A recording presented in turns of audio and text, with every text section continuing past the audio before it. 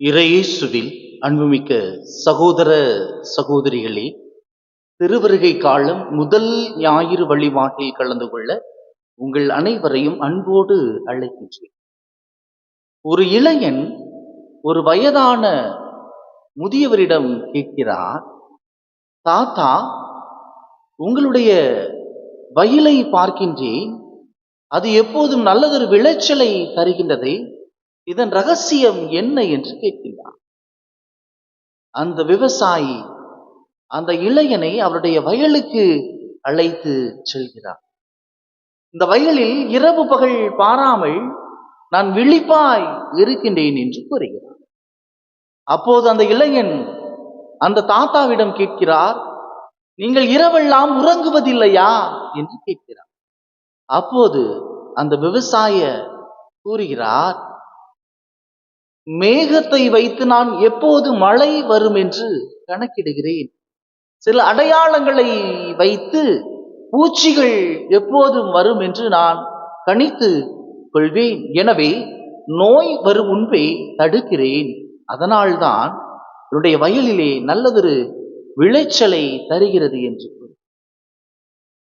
பிரியமானவர்களே, மனித வாழ்விலை காணப்படுகின்ற முக்கிய பிரச்சனைகளுக்கு இன்று காரணம் ஒரு முன் தயாரிப்பு இல்லாத காரணம். இதனால் தான் இன்று பல பேர் தங்களுடைய வாழ்வை தொலைத்து கொள்பவர்களாக இருக்கின்றார்கள். குறிப்பாக இன்றைய இளம் தலைமுறையினர் சமூக வலைத்தளங்களில் ஒரு விழிப்புணர்வு இல்லாமல் அதை எப்படி பயன்படுத்த வேண்டும் என்று தெரியாமல் இந்த சமூக வலைதளங்களிலே சிக்கிக்கொண்டு தங்களுடைய வாழ்வை அவர்கள் சீரழிப்பவர்களாக இருப்பதை நாம் பார்க்க முடிகிறது. பிரியமானவர்கள், இன்றைய நாளிலே ஒரு 3 வகையான விழிப்பு பற்றி சிந்தித்து பார்க்க உங்களை அழைக்கிறேன். முதலாவதாக கடந்த கால விழிப்பு. உலகிலே பிறந்த எல்லோருக்குமே கடந்த காலம் ஒன்று இருக்கிறது. அந்த கடந்த காலத்திலே இன்பமான நிகழ்வுகளும் இருக்கின்றன, துன்பமான நிகழ்வுகளும் இருக்கின்றன. ஆனால் நம்மில் பல பேர் என்ன செய்கிறோம் என்றால், அந்த துன்பமான நிகழ்வுகளை எடுத்துக்கொண்டு உடைய வாழ்வு முடிந்து விட்டது என்று பலர் விழித்து கொள்ளாமலே ஒரு ஆழ்ந்த உறக்கத்திலேயே தங்களுடைய வாழ்விலே இருப்பவர்களாக நாம் பார்க்க முடியும். இது கடவுளுக்கு இரக்கம் இல்லையா? ஏன் என்னுடைய வாழ்விலை மட்டும் இப்படி நடந்தது என்று நம்மில் பல பேர் கடவுளை கூறிக்கொண்டு நம்முடைய வாழ்விலே நாம் விழித்து கொள்ளாமலே ஒரு மந்தமான நிலையிலே, ஒரு உறங்கிய நிலையிலே இருப்பவர்களாக இருந்து கொண்டே இருக்கிறோம். இந்த துன்பமான நிகழ்வின் வழியாக நான் கற்றுக்கொண்ட பாடம் என்ன? அந்த பாடத்தின் வழியாக உடைய அந்த நிகழ்வுகளை வைத்துக்கொண்டு நான் ஒரு புதிய பாதையை உருவாக்கி உடைய வாழ்வை நான் மாற்றிக்கொள்ள வேண்டும் என்பதே இந்த திருவருகை காலம் நம்மை விழிப்பாய் இருக்க நமக்கு அழைக்கின்றது. அந்த கடந்த கால நிகழ்வுகளிலே யாரெல்லாம் விழிப்பாய் இருந்து அந்த பாதைகளை சரி செய்து கொண்டு அந்த அனுபவங்களை எடுத்துக்கொண்டு வாழ்விலை அவர்கள் முயற்சி எடுத்துக்கொண்டு தங்களுடைய வாழ்வை மாற்றி அமைக்கிறார்களோ அவர்களை சாதனையாளர்களாக மாறுகிறார். இன்றைய உலகிலே வாழ்வில் சாதித்தவர்கள் அல்லது பெரிய பெரிய இடங்களுக்கு சென்றவர்கள் எல்லாம் பார்க்கின்ற போது வாழ்விலே பல தோல்விகளை சந்தித்திருப்பார். அந்த தோல்விகளெல்லாம் எடுத்துக்கொண்டு அந்த தோல்விகளின் வழியாக அவர்கள் கற்றுக்கொண்ட பாடங்களை எடுத்து அவர்கள் ஒரு தங்களுக்கென்று ஒரு பாதையை உருவாக்கி விழித்து கொண்டதால் தான் இன்று ஒரு சாதனையாளர்களாக மாறியிருக்கிறார். அன்புக்குரியவர்களே, நீதிமொழிகள் புத்தகம் 4வது அதிகாரம் 23வது வசனம் கூறுகிறது, விழிப்பாயிருந்து உன் இதயத்தை காவல் செய், ஏனெனில் அதனின்று பிறப்பவே உன் வாழ்க்கையின் போக்கை உறுதி செய்யும் என்று. ஆம், நம்முடைய வாழ்விலே நாம் எந்த ஒரு சூழ்நிலையிலும் நம்முடைய மனதை தளரவிடக்கூடாது. மனதை நாம் சோர்வடையவே கூடாது. என்னால் முடியும், இந்த கடந்த கால அனுபவங்களை இருந்து நான் விழித்துக் கொள்வேன் என்று நாமே நம் மனதை தயார் செய்கின்ற போது நாம் கடந்த கால வாழ்வில் இருந்து விழித்துக் கொள்ள முடியும். இரண்டாவதாக நிகழ்கால விழிப்பு. நம்மில் பெரும்பாலோ நிகழ்காலத்திலே வாழாமல் எதிர்காலத்தை குறித்து ஒரு கவலைப்பட்டு கொண்டிருப்பவர்களாக இருக்கிறோம். நான் நிகழ்காலத்தில் வாழ்கின்ற வாழ்க்கை எப்படி இருக்கிறது என்று நம்மில் பல பேர் சிந்தித்து பார்ப்பது கிடையாது. என்னிடம் என்ன இருக்கிறது அதை வைத்து நாம் நிறைவு காண வேண்டும். ஆனால் நம்மில் பல பேர் நம்மிடம் இருப்பவை நமக்கு போதாது என்று இன்னும் எனக்கு வேண்டும் வேண்டும் என்று நம்முடைய வாழ்விலே நாம் நிகழ்காலத்திலும் மகிழ்ச்சியாக இருப்பது கிடையாது. மாறாக நாம் சொத்துக்கள் சேர்க்க வேண்டும், பணங்களை குவிக்க வேண்டும் என்றுதான் இந்த மனிதனுடைய மனங்கள் அலைந்து தெரிந்து கொண்டிருக்கிறது. இதனால் இந்த நிகழ்காலத்தில் நாம் நம்முடைய மகிழ்ச்சியான வாழ்வை தொலைத்து கொண்டிருக்கிறோம்.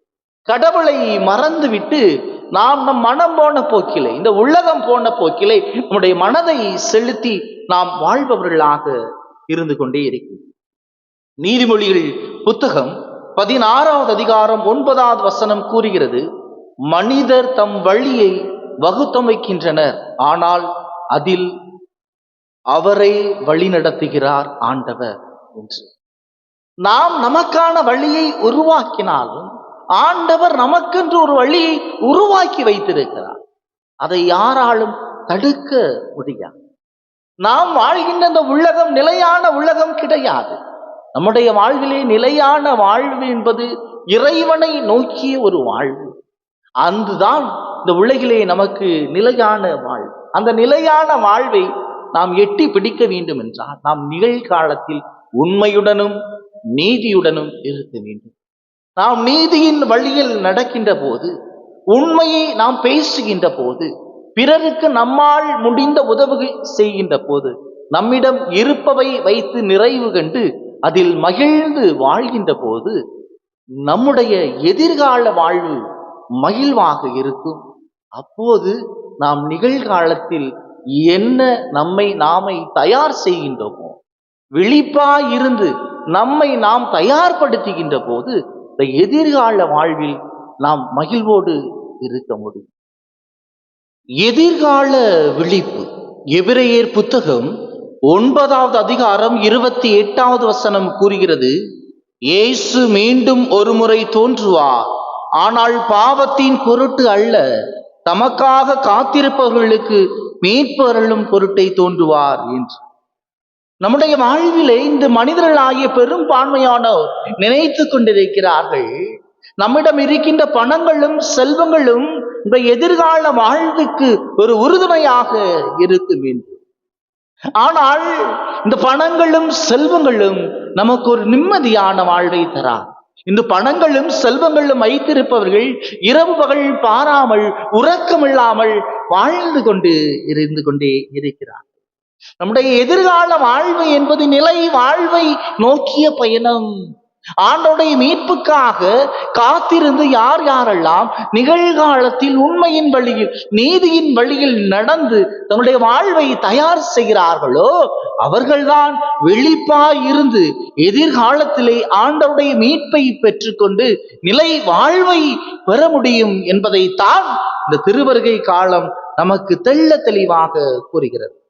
நாளிலே நற்செய்தி கூறுவது போன்று விழிப்பாயிருங்கள், ஏனெனில் உங்கள் ஆண்டவர் எப்போது வருவார் என்று என உங்களுக்கு தெரியாது என்று. கிறிஸ்தவ வாழ்வு என்பது விழித்திறந்து நம்மை ஆயத்தப்படுத்திக் கொள்வதாகும். இந்த 3 விழிப்புகளையும் பார்க்கின்ற போது ஒன்றோடு ஒன்று பின்னி பிணைந்துள்ளது. கடந்த கால வாழ்வில் நாம் கற்றுக்கொண்ட பாடங்களை வைத்து நிகழ்காலத்தில் நாம் விழிப்பாயிருந்து செயல்பட வேண்டும். எதிர்கால வாழ்விற்கு நாம் விழித்திருந்து நம்மையே தயார்படுத்திக் கொள்ள வேண்டும். அப்போதுதான் நாம் ஆண்டவருடைய பிறப்பை நாம் விழிப்பாயிருந்து எதிர்கொள்ள முடியும் என்று இந்த திருவருகை காலம் முதல் ஞாயிறு தெள்ள தெளிவாக நமக்கு கூறுவதாக இருக்கின்றது. எனவே அன்பு உறவுகளே, நாம் வாழ்விலை விழிப்பாயிருக்க வேண்டும். நாம் விழிப்போடு எதையும் செய்கின்ற போது நம்முடைய வாழ்விலை வெற்றி கொள்ள முடியும். பாலன் இயேசு பிறப்பதற்கு நம்மை நாமே தயார்படுத்திக் கொள்ள வேண்டும். நம் மனதில் இருக்கின்ற பாவங்களை விட்டு ஆண்டவரை நோக்கி நாம் வருகின்ற போது, ஆண்டவரிடம் தஞ்சம் புகுகின்ற போது நாம் விழிப்பாயிருந்து பாலன் இயேசுவின் பிறப்பை எதிர்கொள்ள முடியும். ஆமேன்.